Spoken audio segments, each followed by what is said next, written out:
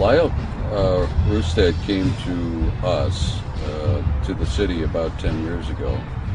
And he came because he had promised Ernie, Chief Wabasha, that he would find where his relatives were buried. And Lyle went down to the mayor. The mayor sent him to me in City Hall. And that's how we started a conversation.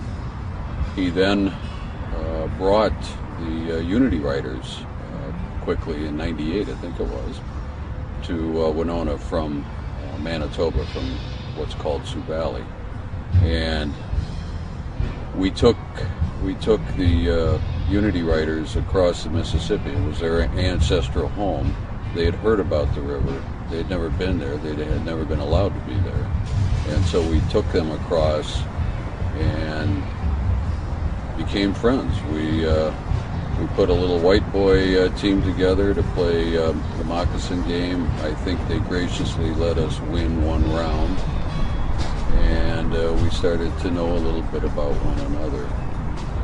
That story in and of itself started to be written about in Winona, and that brought out people in our community, people who had hidden their own heritage because they were ashamed of it, and they knew something was not right. And so that started a community discussion. We then went out. It seemed like every trip I took to the Dakotas, it always had to be snowing and blowing. And so I'm always assuming whenever I'm out on a reservation, it's not right unless there's snow and wind. And we went out, we met people, we started a dialogue. We went from southern Minnesota on that trip up to Spirit Lake, North Dakota. And we met tribal elders, we met education people, and we started to talk about how we might interact. I think I can fairly say on behalf of Winona, we wanted that relationship as much as we hoped we would be allowed to help wherever we could. And it's an even playing field.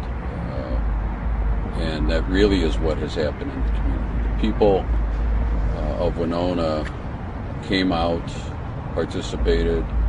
We're now at our 5th gathering.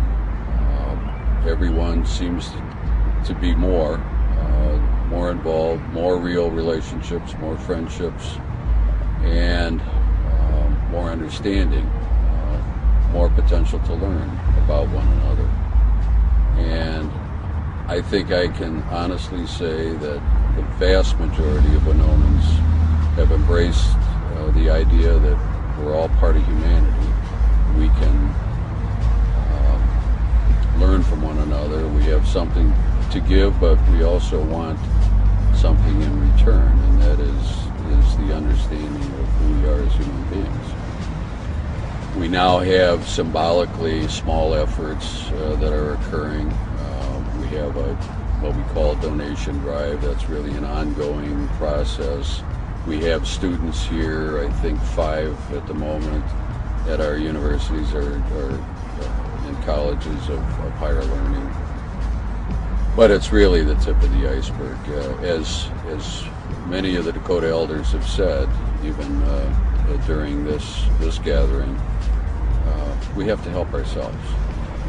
I mean, you're not going to do everything for us. We don't want to do everything for the Dakota people. We'd like to be part of their lives where we can help. I'm an old city manager. I like sewer and water projects. The things that the Romans understood is pretty significant to quality of life as we use that term today. And so where we can help, where we have expertise, where we have knowledge, those are the kinds of things we like to do. But in return, we want to help people feel like they're welcome back on their homeland and come and participate with us and help us grow our knowledge of our area, who were the people that were here first. understand why we're here, and have our little piece of I think, growing world understanding of peace.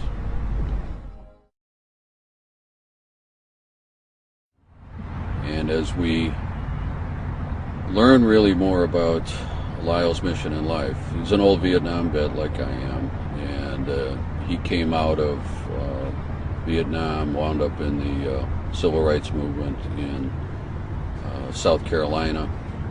When his father was dying, his mother asked him to come back home to our area, Rushford.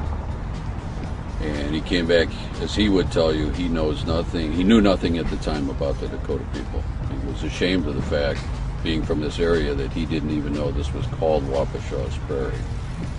And he met Ernie Chief Wapashaw at the 95 Indigenous Games. Ernie figured out where Lyle was from and simply asked, "Can you help me find where my people are buried?" That's how Lyle came to Winona and started doing some research. We all helped him as he asked for it, and he's a wonderful human being. He has more ability than the rest of us collectively to make people comfortable on the reservations when we show up. He's our conduit to that relationship, and he's done that for us from Santee, Nebraska to Sioux Valley, Manitoba. And every time I go with Lyle, not quite sure when I'm going to get there or get back, we learn more. He learns more. He's done an awful lot of research. He's recorded now for years stories that are disappearing.